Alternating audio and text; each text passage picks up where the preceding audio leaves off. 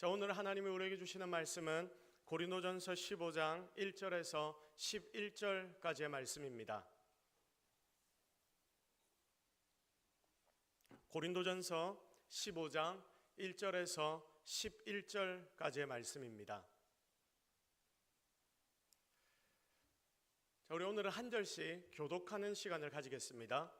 형제들아, 내가 너희에게 전한 복음을 너희에게 알게 하노니 이는 너희가 받은 것이요 또 그 가운데 선 것이라.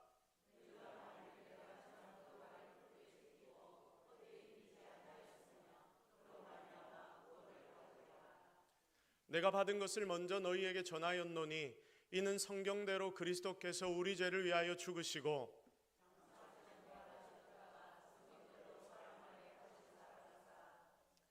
게바에게 보이시고 후에 12 제자에게와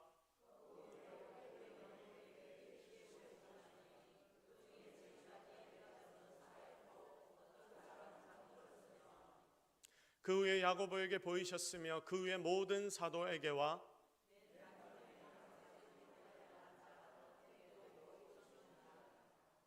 나는 사도 중에 가장 작은 자라. 나는 하나님의 교회를 박해하였으므로 사도라 칭함 받기를 감당하지 못할 자니라.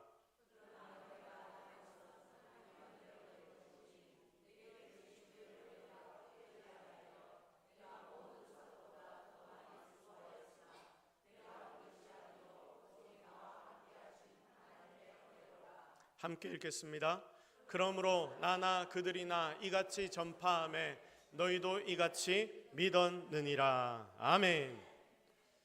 자, 나의 소망은 확실한 부활에 있다. 나의 소망은 확실한 부활에 있다라는 제목으로 하나님의 말씀 증거하도록 하겠습니다. 할렐루야. 아멘. 할렐루야. 아멘. 자, 오늘은 너무 기쁘고 즐거운 주님 부활의 날입니다. 이 날에 우리 모두가 함께 예수님이 내어주신 길을 따라 하나님 앞으로 나와 예배드릴 수 있다는 것이 진짜 놀라운 은혜인 줄로 믿습니다. 자, 여러분, 아이들과 함께 찬양하고 예배를 드리니까 더 기쁘다 싶지 않습니까?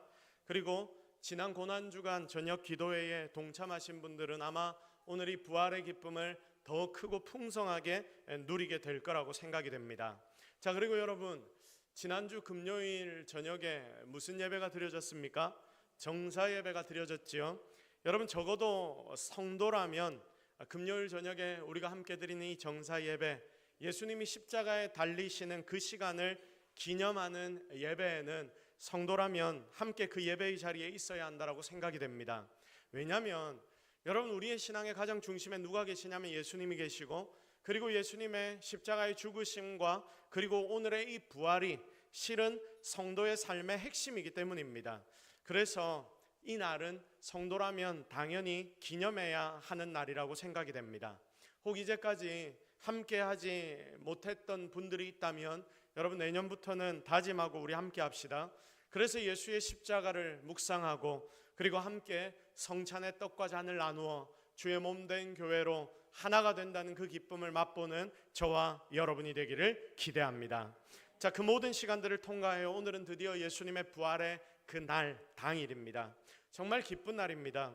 그래서 이 기쁨을 먼저 감사로 우리 하나님 앞에 돌렸으면 좋겠습니다. 자, 여러분, 박수로 우리 하나님께 영광을 돌리겠습니다.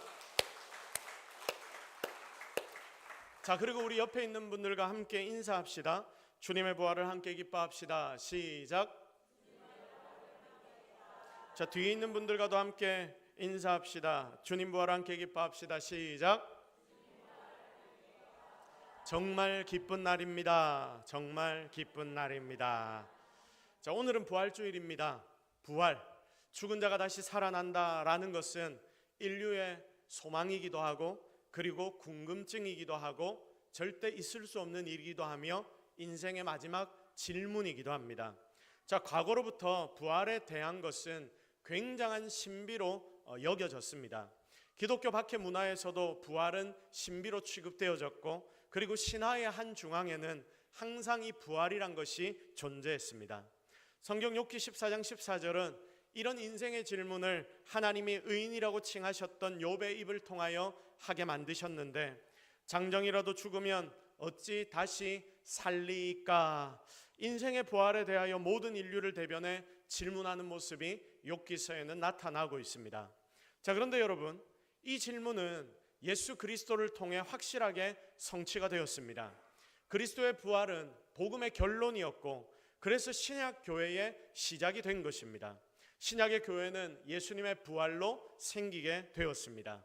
자, 그런데 여러분, 제가 방금 이야기했던 것처럼 고대로부터 항상 이 부활이 신비로 취급이 되었으며, 주님이 부활하셨다는 그 사실이 실제로는 너무나 믿기지 않는 사실이었기 때문에 많은 반대의 여론과 의심이 반복되어 왔던 일 중에 하나가 바로 이 부활이라는 사실입니다. 논쟁의 중심이었다라는 말씀이죠. 자, 그래서 여러분, 먼저 예수님의 부활에 대한 세상의 반론, 이 부분에 대하여 함께 살펴보면서 이 부분에 대하여 우리가 세 가지 정도 세상의 사람들이 예수의 부활을 거짓이라 이야기하면서 말하는 것을 세 가지로 한번 정리를 해보고 함께 이것을 나누도록 하겠습니다. 첫 번째로는 도난설이 있습니다. 도난설. 자, 이 말이 무슨 말일까요? 예수님의 시체가 도난당했다. 예수님의 시체 제자들이 훔쳐가고 난 뒤에 예수님이 부활했다라고 제자들이 주장을 했다. 그렇게 거짓말을 여기저기에 소문을 내고 다녔다. 그러니까 결국 제자들이 헛소문을 퍼뜨린 것이다. 이게 바로 도난설입니다. 자, 그런데 여러분, 당시에 무덤 문을 연다는 것은 정말 어려운 일이었습니다. AD 1세기경에 그 동네 돌무덤이 고고학적으로 발견이 되면서 미국 조지아 공과대학 교수들이 그 무덤을 측량을 했습니다.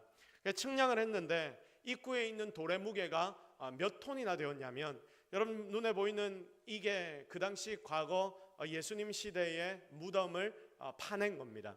자, 그런데 이 입구 돌의 무게가 어느 정도의 무게냐면 2톤이 된다고 합니다. 저게 작은 돌이 아닙니다. 굉장히 큰 돌입니다.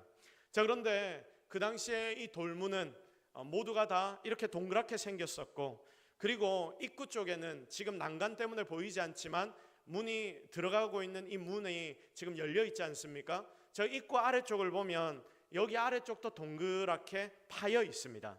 자, 그래서 막을 때는 저 옆에 있는 돌문을 싹 밀어 넣으면 파이놈으로 이 돌문이 쏙 하고 들어가서 정확하게 딱 꽂히게 되는 것입니다. 자, 그러니까 막기에는 너무나 쉽지만 여러분, 파인 이 돌문 2톤이나 되는 이 돌문을 열려고 하면 장정이 도대체 몇 명이나 붙어야 하겠습니까? 그래서 이것을 반대로 열기 위해서는 정말 많은 장정이 굉장히 힘을 많이 써야지 이 돌문을 열 수 있었다고 합니다. 더구나 돌문을 막고 여기에다가 그냥 돌을 밀어서 그것으로 끝내는 것이 아니라 돌문을 막고 난 뒤에 이 주변의 진흙을 이겨서 틈새를 봉하고, 그리고 또 예수 부활에 관한 이야기들이 예수님이 부활하실 거라고 자신의 사흘 만에 부활하실 이야기들을 이미 이전부터 살아생전에 하시지 않았습니까? 그러니까 예수님이 부활하신다는 소문이 그 당시에도 많이 돌았다고 합니다.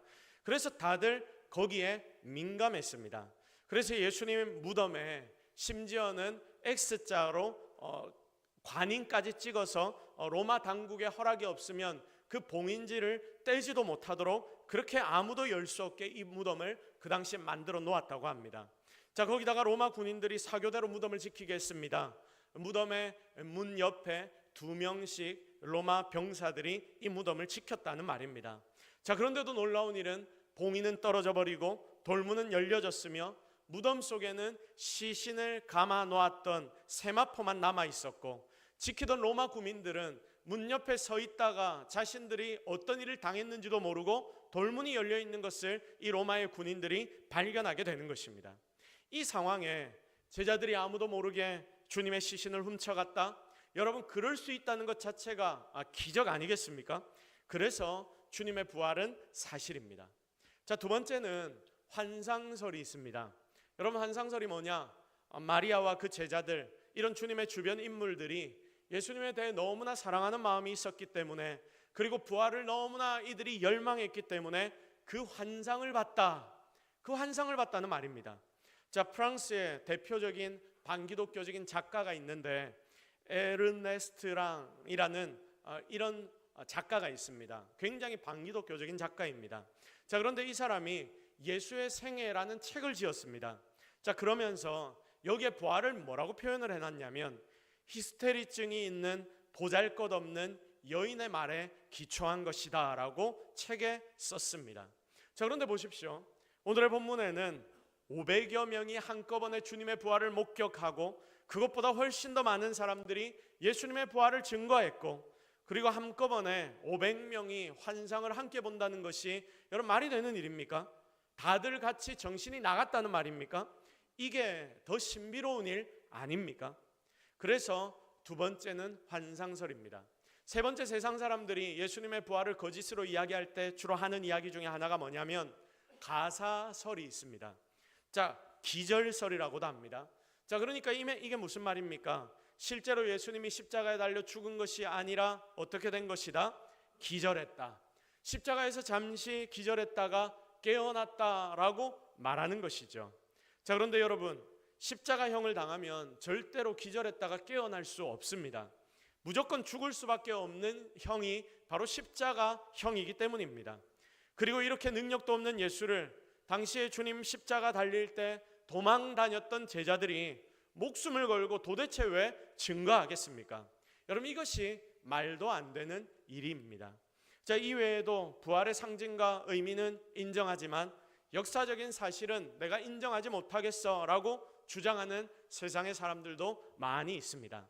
자, 그러나 여러분, 사도 바울은 오늘 말씀에서 부활을 증언하면서 고린도전서 15장 14절에서 그리스도께서 만일 다시 살아나지 못하셨으면 우리가 전파하는 것도 헛것이요 또 너희의 믿음도 헛것이다 라고 고백을 합니다. 사랑하는 성도 여러분, 부활은 분명한 역사적인 사실에 근거합니다. 그리스도의 부활은 우리의 믿음의 기초이며 그리고 죽음과 영생에 대한 해답입니다. 그래서 불트만이라는 신학자는 기독교는 십자가에서가 아니라 부활에서 시작되었다라고까지 말했습니다. 여러분, 성경을 한번 쭉 보십시오. 구약에서 시작해서 계속 성경은 그리스도의 부활을 예언하고 있습니다. 죽은 자는 아무도 살아날 수 없습니다. 그러나 성경은 계속해서 죽은 자의 부활을 끊임없이 증거합니다. 그러면서 그리스도의 부활에 대하여는 성경에서 이미 너무나 많은 예언들을 하고 있습니다. 호세아 6장 2절에서 그 예언을 하고 있습니다. 시편 16장 10절에서 11절, 17장 15절에서 24절, 이사야 53장 10절, 요나서 2장 10절 등을 보면 여기에서 부활을 증언하고 있습니다. 또 복음서에서는 그리스도께서 직접 말씀하셨습니다. 사흘 후에 내가 다시 살아날 것이다 라고 예언하시고 정말 사흘 만에 부활하신 뒤에 말씀대로 되었음을 예수님은 직접 제자들에게 그리고 많은 사람들에게 보여주었습니다. 여러분, 오늘 우리가 묵상하는 고린도전서 15장은 부활장이라고 불리는데 여기서도 그리스도가 사신 것이 없으면 우리의 믿음도 헛것이요 여전히 우리는 죄 가운데 있을 것이다 라고 말씀합니다. 성경 전체를 쭉 공부해 보면 분명하게 죽은 자의 부활이 있다는 것을 모든 것이 증거하고 있고 그리고 그리스도의 부활을 또한 예언하고 있습니다.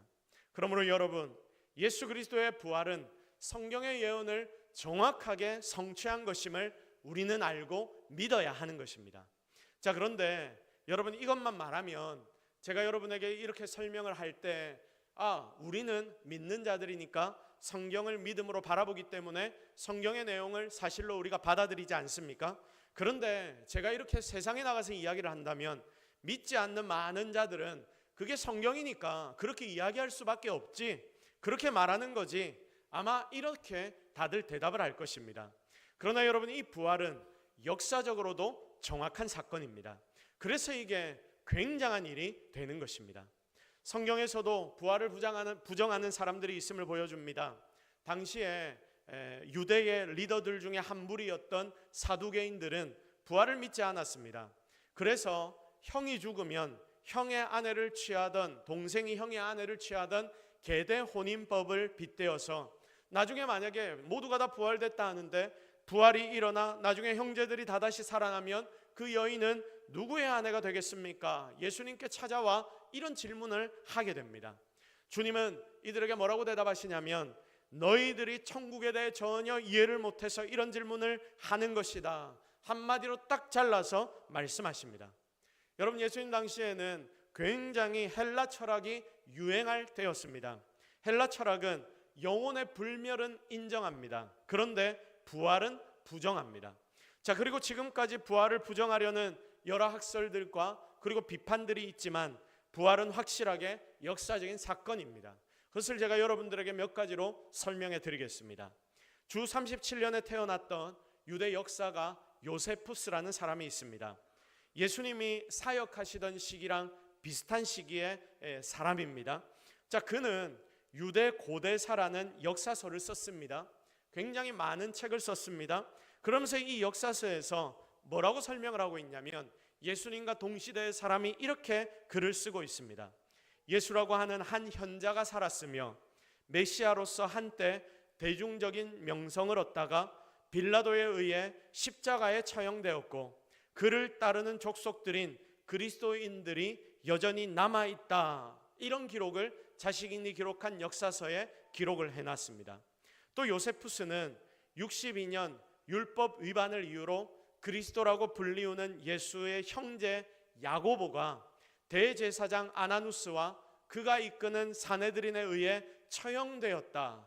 그러니까 야고보 사도의 죽음, 여러분 이것도 유대 고대사에 그대로 기록된 내용입니다.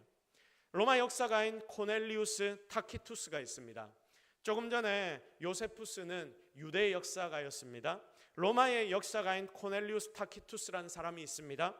이 사람은 55년에 태어났습니다. 그는 네로 전기를 쓰면서 64년에 발생한 로마의 큰 화재에 방화 혐의를 받았던 기독교인들에 대해서 이런 기록을 남겨놨습니다. 이 명칭 크리스티아니는 티베리우스 황제 치하의 행정관 본디오 빌라도에 의해 처형당한 예수 그리스도에게서 나온 것이다. 이 부패한 미신은 잠깐 동안 억눌려 있었지만 나중에 다시 그 모습을 드러냈으니 그 신앙이 처음 발생한 유대 지역뿐만 아니라 전 세계에 혐오스러운 것과 흉악한 것들이 밀려들어와 횡행하고 있는 로마에도 세력을 뻗쳤다. 여러분, 이 역사가는 네로 황제의 입장에서 역사를 쓰는 역사가였기 때문에 네로 황제가 가장 미워했던 그리스도인 그들에 대한 부정적인 이야기를 쓸 수밖에 없었던 것입니다. 또 1세기경에 활약했던 로마인이자 사마리아인 역사가 탈루스는 예수님의 십자가 처형 당시 발생한 갑작스런 어둠에 대해서도 기록을 해놨습니다. 그가 기록한 역사책이 3권이 있는데 이 3권에서 이 어둠을 일식이라고 부른다. 내가 보기에 이것은 불가능한 것이고 불합리한 것이다. 이렇게 기록을 해놓은 내용도 있습니다. 61년경에 태어난 로마의 정치가 플리니우스는 폰투스 지역을 관찰하는 총독 시절에 그리스도인에 대한 고발을 받고 조사를 하면서 초기 그리스도교 기독교인들에 대한 이런 기록을 남겼습니다. 그들은 규칙적으로 정해진 날 해가 뜨기 전에 모여서 차례차례로 그리스도를 하나님으로 경배하며 나쁜 범죄를 저지르지 않고 도둑질, 강도, 간음, 약속 파기, 기탁금 횡령을 중단할 것을 맹세했다. 자, 이런 기록들을 남겨놓았습니다. 여러분 보십시오. 예수 그리스도와 초기의 교회 기독교인들에 대한 기록들이 지금도 여전히 남겨져 있습니다. 여러분 이건 팩트입니다. 이건 역사입니다. 보십시오. 제일 희한한 것이 무엇이냐면 예수님이 십자가에 달리실 때에 주님 옆을 지키지도 못하고 뿔뿔이 예수님의 제자들이 다 두렵고 무서워서 도망했지 않습니까? 그렇게 도망갔던 그리스도의 제자들이, 그 용기 하나도 없던 사람들이, 예수님의 죽으심 앞에서 배신했던 그 모든 제자들이 결국 모두가 다 죽을 때 어떻게 죽었는지 아십니까? 거의 대부분이 예수님에 대한 믿음을 지키며 예수는 그리스도라고 외치며 마지막에는 결국 모든 제자들이 순교하게 됩니다. 몇 개월 사이에 어떻게 다들 이렇게 변할 수 있단 말입니까? 사람이 이렇게 변하는 것은 어떤 놀라운 일이 일어나지 않고서는 절대로 없을 수 없는 일 아닙니까? 어떤 굉장한 충격적인 사건을 경험하지 못했다면, 그러니까 예수님이 다시 살아나신 것을 그들이 못 봤다면 제자들이 미쳤다고 하루 이틀 전과는 전혀 다른 사람이 될 수 있었겠습니까? 예수님의 제자들의 삶이 변한 것만 보더라도 예수님 그리스도의 다시 살아나심은 우리가 확실히 믿을 수 있다 그 말입니다. 여러분, 만약 무엇이 없다면, 예수님이 다시 살아나지 않았다면, 만약 12 제자들끼리 모여서 예수님이 이제 죽었는데 우리가 그래도 뭔가 좀 얻어야 하지 않겠어? 그러면서 우리들끼리 한번 짜내보자, 세상의 사람들이 이야기하는 것처럼 만약 예수님의 제자들이 그렇게 했다면 절대로 자기의 생명까지 걸면서 이런 사람들이 될 수가 없었을 것입니다. 예수님이 십자가에 달려 죽으시고 난 뒤 부활하시고 예수님의 제자들이 복음을 증거하기 시작하는데, 여러분 1년 2년 만에 예수 그리스도 복음이 온 세상 가운데 퍼져나가게 됩니다. 이것도 말이 안 되는 일 아닙니까? 우리는 이런 것들만 보아도 이 역사적인 사건, 예수 그리스도의 부활이 정말 역사적인 사건이구나, 그래서 우리는 이것을 믿을 만하며 우리가 믿는 이 믿음이 결국은 우리의 마지막 날에 놀라운 은혜로 찾아오게 될 것임을 믿어야 하는 것입니다. 리 스트로벨이라는 기자가 있습니다. 이 리 스트로벨이라는 기자는 예수는 역사다라는 책을 썼습니다. 여러분, 여기에는 기자였던 리 스트로벨이 예수에 대한 역사를 찾아가는 내용들이 기록이 되어 있는데, 여러분 원래 이 기자 예수 그리스도에 대해 비판적인 생각을 가진 기자였습니다. 그래서 예수의 부활은 거짓이야, 이걸 찾아내기 위해서 그는 기사를 뒤지고 역사를 뒤지고 세상의 모든 사람들을 만나며 기사를 쓰기 시작했습니다. 그런데 이것에 대하여 파고들면 파고들수록, 여러분 이 기자가 굉장히 똑똑한 기자거든요. 세계 최고의 미국의 아이비리그의 대학을 나오고 그렇게 기자가 된 사람인데, 여러분 이 사람이 결국 파고들다 보니까 나는 예수 그리스도의 부활을 절대로 믿을 수밖에 없다라고 말하면서 결국 자신이 이제까지 믿지 못했던 예수 그리스도의 부활에 대해서 믿음을 고백하는 바로 그런 내용이 예수는 역사다라는 책에 기록된 내용입니다. 비판적인 기자였던 그가 기독교인이 된 근거를 이 책은 보여주고 있습니다. 책은 사실은 고고학적인 내용들, 역사적인 내용들, 여러 가지 사료들을 많이 집어넣어놨기 때문에 좀 어려울 수 있지만, 그래도 여러분 이 책을 보면서 여러분은 아마 더 전체적인 통찰을 가질 수 있게 될 것입니다. 한 번씩 읽어보기를 추천합니다. 진짜 이 기자가 예수의 거짓에 대해 증언하기 위해 모은 증거들을 모으기 시작했는데, 증거를 모으면 모을수록 예수의 부활이 사실이고 역사였음을 깨닫게 되고 그는 결국 회심하게 되었습니다. 여러분 이게 영화로도 제작이 되었는데 영화는 시간이 좀 짧아서 그 많은 내용들을 담지 못했습니다. 책을 추천합니다. 영국의 신학자이자 선교학자였던 레슬리 뉴비긴이라는 사람은 만일 첫 번째 부활절 아침에 그 무덤이 비어 있을 수 없었다면 교회는 생길 수 없었을 것입니다 라고 말했습니다. 진정 부활은 지나간 과거의 역사가 아닙니다. 지금도 모든 기독교인들에게, 그리고 이 땅의 모든 인류들에게 필요한 현재 사건이며 미래에 우리도 같이 경험할 부활, 그러니까 우리가 곧 경험할 미래의 사건임을 여러분 꼭 깨닫기를 기도합니다. 그래서 여러분 이게 너무나 중요하기 때문에 함께 따라서 고백해 봅시다. 주님의 부활은 나에게 가장 큰 은혜다. 시작. 우리 다시 한번 고백합시다. 주님의 부활은 나에게 가장 큰 은혜다. 시작. 정말 주님의 부활이 오늘 여러분에게 가장 큰 은혜가 되기를 예수 그리스도의 이름으로 축복합니다. 자, 오늘 본문에서 사도 바울은 그리스도의 부활과 그가 사도된 은혜를 연결을 시키고 있습니다. 그가 그리스도의 사도라는 놀라운 은혜를 경험하게 된 이유를 부활하신 예수와의 만남으로 누리게 되었다라고 설명하면서 주님께로부터 부활의 확증을 받아서 내가 바로 부활의 증인이 되었다라고 고백합니다.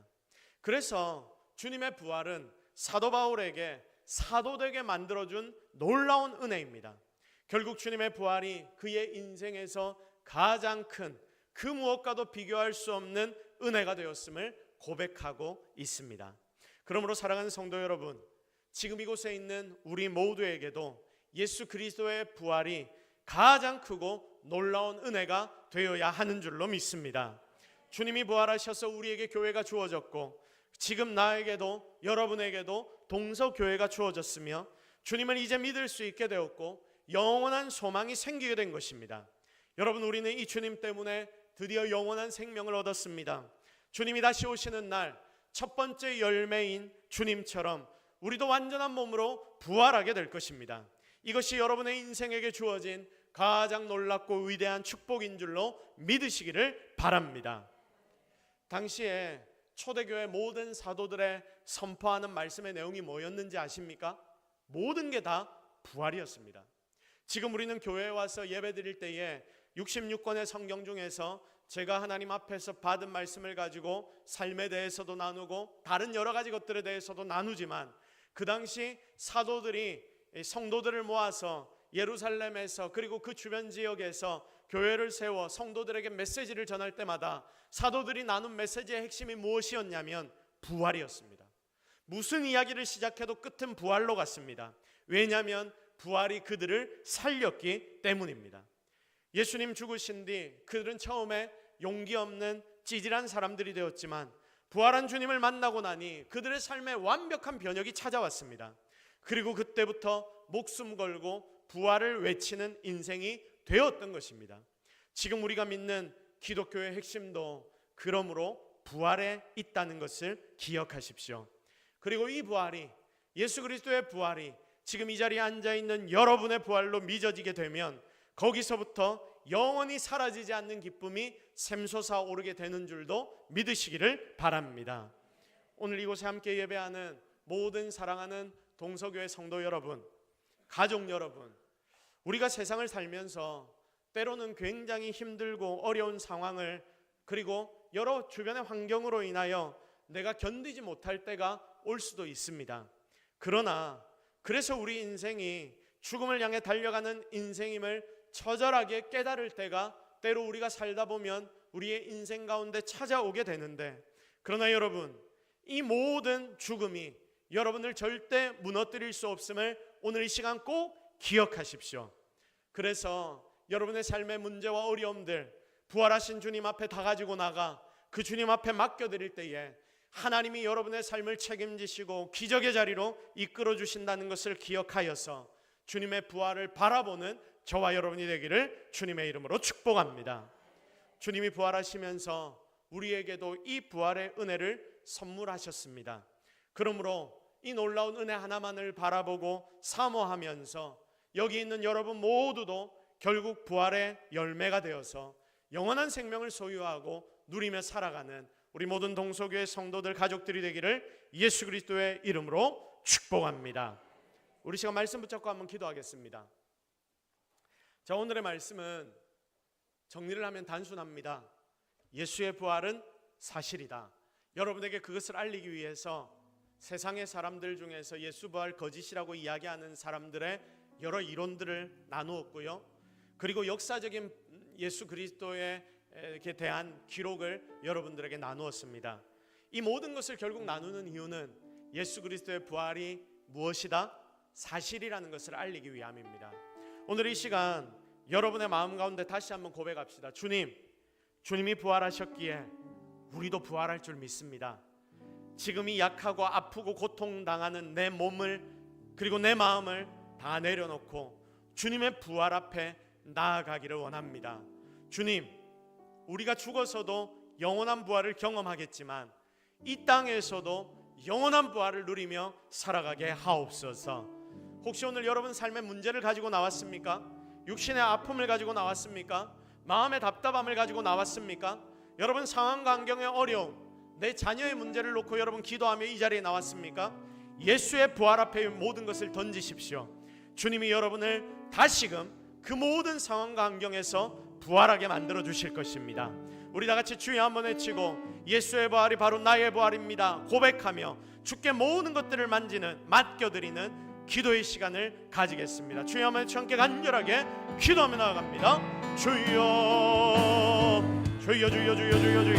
하나님, 우리가 주님 앞에 나왔습니다. 주님의 은혜를 기대합니다. 주님의 능력을 바랍니다. 주님, 우리를 살려주셔서 우리는 살아나게 되었습니다. 역사적으로도 주님이 살아나신 것이 사실임을 고백합니다. 하나님의 능력을 우리가 체험하게 하옵소서. 하나님의 능력을 우리가 바라보게 하옵소서. 예수 그리스도의 부활이 바로 나의 부활, 우리 모든 성도들의 부활이 되게 하여 주옵소서. 하나님 함께 하옵소서. 아버지 주의 부활을 기뻐하는 자들 되게 하여 주옵소서.